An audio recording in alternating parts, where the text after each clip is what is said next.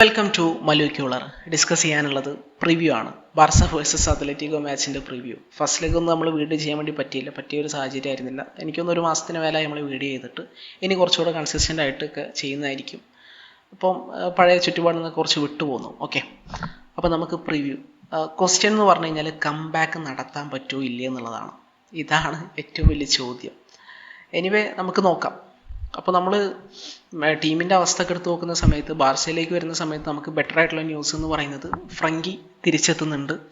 പിന്നെ ബെർണൽ സ്ക്വാഡിലുണ്ട്. തിരിച്ചെത്തും എന്നുള്ള കാര്യം ഉറപ്പായിട്ടില്ല.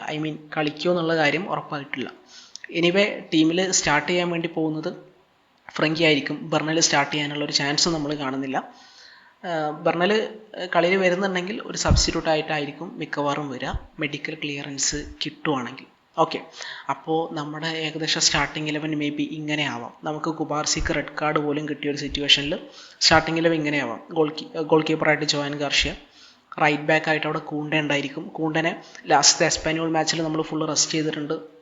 അതേപോലെ തന്നെ സെൻട്രൽ ബാക്ക് ഡോ നോക്കുകയാണെങ്കിൽ ജെറാർഡ് മാർട്ടിൻ കളിക്കുമായിരിക്കും. അതേപോലെ തന്നെ അറൗഹോ, ഈ രണ്ട് പേരുമായിരിക്കും മിക്കവാറും സ്റ്റാർട്ട് ചെയ്യാനുള്ള സാധ്യത. ഇനിയിപ്പം സർപ്രൈസ് ആയിട്ട് അവിടെ എറിക്കിന് ഇറക്കുമെന്നൊന്നും നമുക്കറിയില്ല, പക്ഷെ സാധ്യതയില്ല. ഒരു ഫിസിക്കൽ ടീമിനെതിരെ മിക്കവാറും ആൾ ട്രൈ ചെയ്യാൻ വേണ്ടി പോകുന്നത് അറാഹുവിനെ തന്നെ ആയിരിക്കും. ഓക്കെ, പിന്നെ ലെഫ്റ്റ് ബാക്കിൽ എന്തായാലും നമ്മൾ കാണാൻ വേണ്ടി പോകുന്നത് ക്യാൻസലോനാണ്. മിഡ്ഫീൽഡിലേക്ക് നോക്കുന്ന സമയത്ത് പെഡ്രി, ഡിയോങ്, ആ ഒരു പിവട്ട് നമുക്ക് കാണാൻ വേണ്ടി പറ്റും. നമ്പർ 10 ആയിട്ട് മിക്കവാറും ഓൽമോ ആയിരിക്കും. ആൾ സ്റ്റാർട്ടറായിട്ട് ബിഗ് ഗെയിംസിൽ സ്റ്റാർട്ടറായിട്ട് എന്തായാലും ഫെർമിനെ പ്രിഫർ ചെയ്യുന്നു തോന്നുന്നില്ല. ഫെർമിക്ക് അതിനുള്ള ക്വാളിറ്റി ഒക്കെ ഉണ്ടെന്ന് നമുക്കറിയാം, പക്ഷേ ചങ്ങായിൻ്റെ ഒരു ഫേവറേറ്റ് എന്ന് പറയുന്നത് ഓൽമോ തന്നെയാണ്. റൈറ്റിൽ യമാൽ, ലെഫ്റ്റിൽ ആരാണ്? ലെഫ്റ്റിൽ റഷ്ഫോർഡ്, സ്ട്രൈക്കറായിട്ട് ലെവൻഡോസ്കിനായിരിക്കും മിക്കവാറും വരാം. അപ്പം ഇങ്ങനെയാണ് ടീം.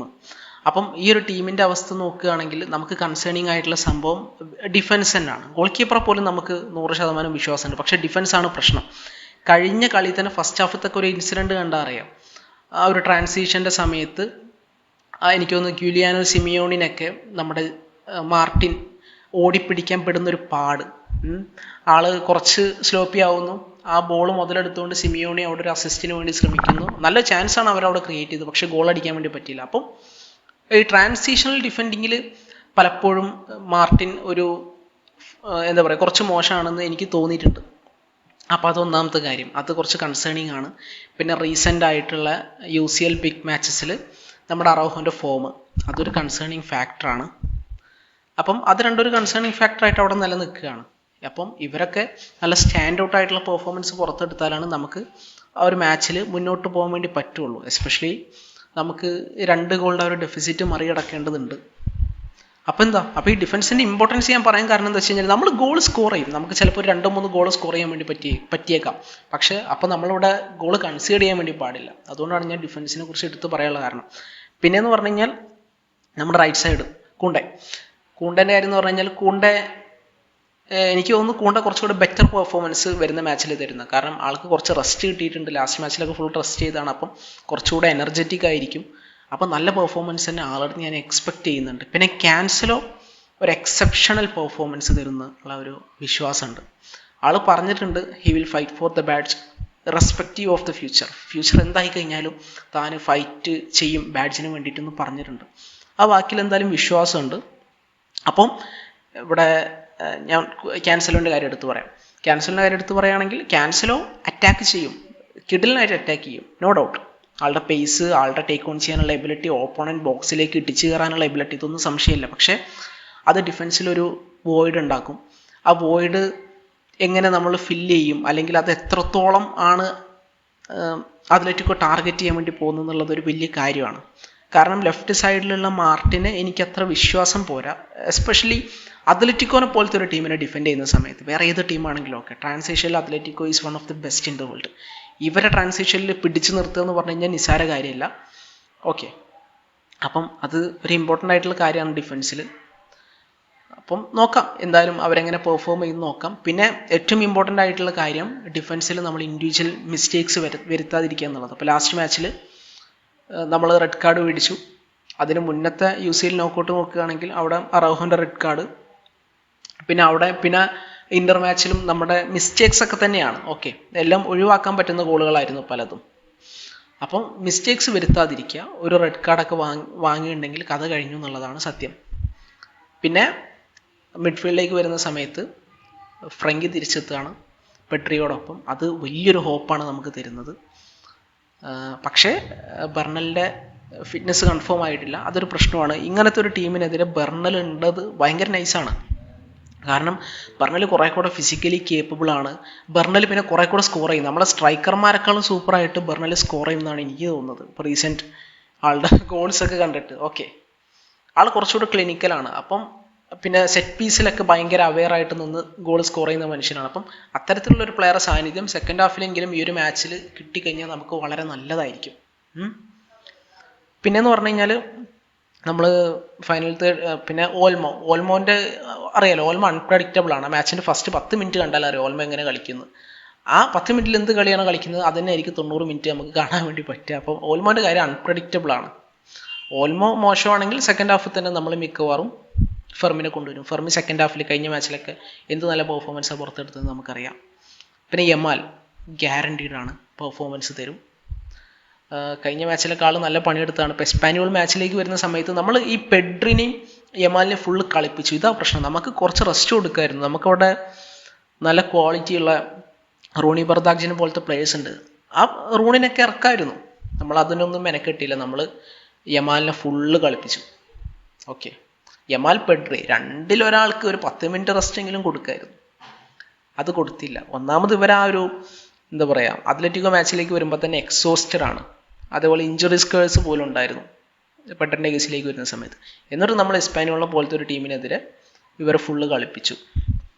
സോ അതൊരു ഇതായിട്ട് അവിടെ നിൽക്കുകയാണ്, കളിപ്പിക്കേണ്ടില്ലായിരുന്നു. പിന്നെന്ന് പറയുന്നത് ലെഫ്റ്റിലേക്ക് പോകുമ്പം റാഷ്ഫോർഡ് ഉണ്ട്. റാഷ്ഫോർഡ് എന്തായാലും 100% കൊടുത്ത് കളിക്കും. റാഷ്ഫോർഡിലൊരു ഹോപ്പൊക്കെ ഉണ്ട്, കാരണം വേൾഡ് കപ്പൊക്കെ അല്ലേ വരിക. അപ്പം ആളുടെ ആ ഒരു വെർത്ത് പ്രൂവ് ചെയ്യുക എന്നുള്ളത് വളരെ അത്യാവശ്യമാണ്. നാളത്തെ ഒരു മാച്ചിൽ ഒരു കീ പ്ലെയർ ആയിട്ട് കംബാക്കിൽ കൂടെ നിന്ന് കഴിഞ്ഞാൽ ആൾക്ക് ഇംഗ്ലീഷ് മീഡിയയിൽ നിന്ന് കിട്ടാൻ പോകുന്ന സപ്പോർട്ടൊന്നും ചില്ലറയില്ല. സോ റാഷ്ഫോർഡ് 100% കൊടുക്കും. ലെവൻ്റെ കാര്യം സംശയമാണ്. ചാൻസ് ലെവ ക്ലിനിക്കലാവണം. ഓക്കെ, ലെവൻ്റെ ക്വാളിറ്റിയിലൊന്നും നമുക്ക് സംശയമില്ല, പക്ഷേ ലെവ ക്ലിനിക്കലാവും എന്നുള്ളതാണ് എൻ്റെ പേടി. അപ്പം റാഷ്ഫോർഡ് ആണെങ്കിലും യമാലാണെങ്കിലും എല്ലാവരും ആ ബോക്സിൻ്റെ ഉള്ളിലേക്ക് അല്ലെങ്കിൽ ബോക്സിന് പുറത്ത് അവിടെ ഇവിടെയൊക്കെ ബോൾ എത്തിക്കും. പക്ഷെ ഇവരാരും ഇതൊന്ന് അടിച്ച് ഉള്ളിലേക്ക് കയറ്റൂല. അതാണ് മെയിൻ പ്രശ്നം. അപ്പോൾ കിട്ടുന്ന ചാൻസിൽ ബാഴ്സ ക്ലിനിക്കലാവുക എന്നുള്ളതാണ് ഈ ഒരു മാച്ചിലേക്ക് വരുന്ന സമയത്ത് ഏറ്റവും ഇമ്പോർട്ടൻ്റ് ആയിട്ടുള്ള കാര്യം. എസ്പെഷ്യലി അത്ലറ്റിക്കോനെ പോലെ വളരെ കോമ്പാക്റ്റ് ആയിട്ട് ഡിഫൻസ് നിൽക്കുന്ന, തീപ്പൊരി കൗണ്ടർ അടിക്കുന്ന, കിഡിലൻ അറ്റാക്കിംഗ് പ്ലേയേഴ്സുള്ള, ഗോൾ സ്കോർ ചെയ്യാൻ കേപ്പബിൾ ആയിട്ടുള്ള പ്ലേയേഴ്സുള്ള ടീമിൽ നമുക്ക് സ്കോർ ചെയ്യാൻ പറ്റണം. ഓക്കെ, അവർ 2 അടിച്ചാൽ നമുക്ക് 3 അടിക്കാൻ പറ്റണം. അവർ 4 ഗോൾ അടിച്ചു കഴിഞ്ഞാൽ നമുക്ക് 5 ഗോൾ അടിക്കാൻ പറ്റണം. 5 അടിച്ചാൽ 6 അടിക്കാൻ പറ്റണം. അങ്ങനെയാണ് നമ്മൾ കഴിഞ്ഞ സീസണിലൊക്കെ കുറേ അടിച്ച് നിന്നിട്ടുള്ളത്. അപ്പം അതിന് പറ്റണം. So let's wait and see അതിന് പറ്റുമോ ഇല്ലെന്ന്. പിന്നെയെന്ന് പറഞ്ഞു കഴിഞ്ഞാൽ അവരുടെ ടീമിലേക്ക് നോക്കുകയാണെങ്കിൽ ഹാങ്കോ അവൈലബിൾ ആയിരിക്കില്ല, പൂബിൽ അവൈലബിൾ ആയിരിക്കില്ല, എനിക്ക് തോന്നുന്നു കർഡോസ് അവൈലബിൾ ആയിരിക്കില്ല. ബാക്കി എല്ലാവരും ഒരുവിധം അവൈലബിൾ ആണ്.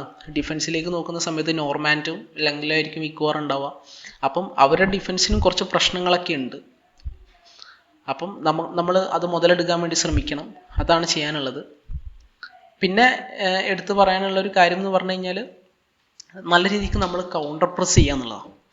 ടോപ്പായിട്ട് കൗണ്ടർ പ്രസ് ചെയ്യാൻ വേണ്ടി പറ്റിക്കഴിഞ്ഞാൽ നമുക്ക് അവരെ ഒരുവിധം എങ്ങനെയെങ്കിലൊക്കെ പിടിച്ചു നിർത്താൻ വേണ്ടി പറ്റും. അവരെ മിസ്റ്റേക്ക് വരുത്താൻ ഫോഴ്സ് ചെയ്യാൻ വേണ്ടി പറ്റും. അങ്ങനെ നമ്മൾ അവരെ മിസ്റ്റേക്ക് വരുത്താൻ ഫോഴ്സ് ചെയ്യുക, എന്നിട്ട് നമ്മൾ ഗോളുകൾ സ്കോർ ചെയ്യാൻ വേണ്ടി ശ്രമിക്കുക. അതാണ് എനിക്ക് തോന്നുന്ന കാര്യം. പിന്നെയെന്ന് പറഞ്ഞു കഴിഞ്ഞാൽ നമ്മൾ പ്രീവിയസ് റെക്കോർഡ് എടുക്കാം. ഇപ്പം കോപ്പ ഡെൽറേയിലേക്ക് വരുന്ന സമയത്ത് അവർ നമ്മളെ 4-0 തോൽപ്പിച്ചു. നമ്മൾ തിരിച്ച് 3 അടിച്ചു, പക്ഷേ ദാറ്റ്സ് നോട്ട് ഇനഫ്, നമ്മൾ തോറ്റു.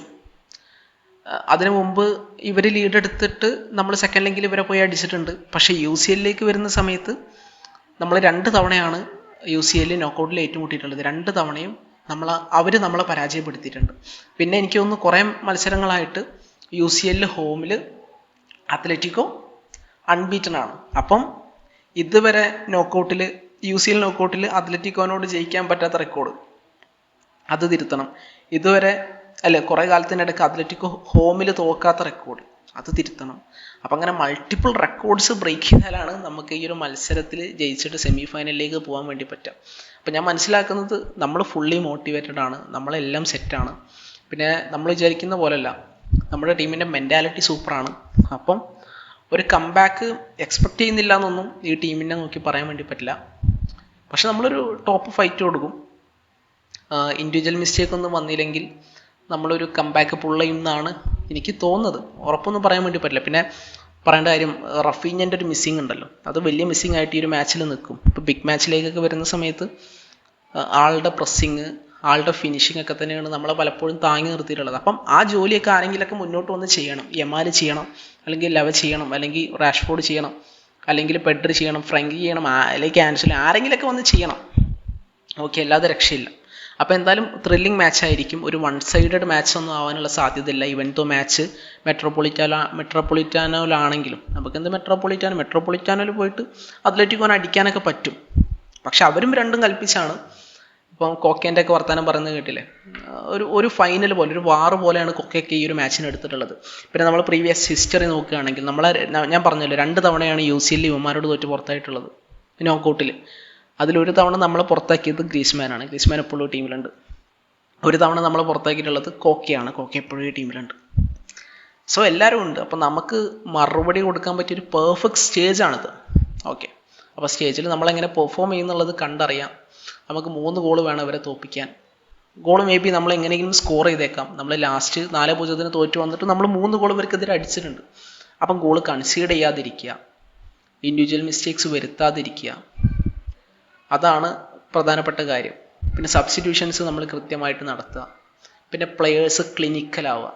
ഓക്കെ, അതൊക്കെയാണ് ചെയ്യാനുള്ള കാര്യം. നമുക്കെന്തായാലും ചാൻസസ് കിട്ടും, അതിലൊരു സംശയമില്ല. ഔട്ട് ഓഫ് ദ ബോക്സ് ആയിട്ടുള്ള സാധനങ്ങൾ ജോവോ ക്യാൻസൽ കൊടുക്കും, യമാൽ കൊടുക്കും, ഈവൻ മേ ബി റാഷ്ഫോർഡ് വരെ കൊടുത്തേക്കാം, പെഡ്രി കൊടുക്കും, ഡിയോങ് കൊടുക്കും. ഇതൊക്കെ ഉണ്ട്. ഐ മീൻ നമുക്ക് ബോൾസ് ഓപ്പണൻസിനെ ബ്രേക്ക് എന്ന രീതിക്ക് ബോൾസ് കൊടുക്കാനുള്ള സോഴ്സസ് ഉണ്ട്. പക്ഷേ ഈ കിട്ടുന്ന ബോൾസ് കൺവേർട്ട് ചെയ്യുന്നതിലാണ് പ്രശ്നം. അപ്പോൾ കൺവേർട്ട് ചെയ്ത് കഴിഞ്ഞാൽ വി വിൽ വിൻ എന്നാണ് തോന്നുന്നത്. എന്ന് വെച്ചാൽ എന്തായാലും ഒരു കംബാക്ക് അടിക്കുന്നൊന്നും പറയാൻ നമ്മൾ ആൾക്കാരല്ല.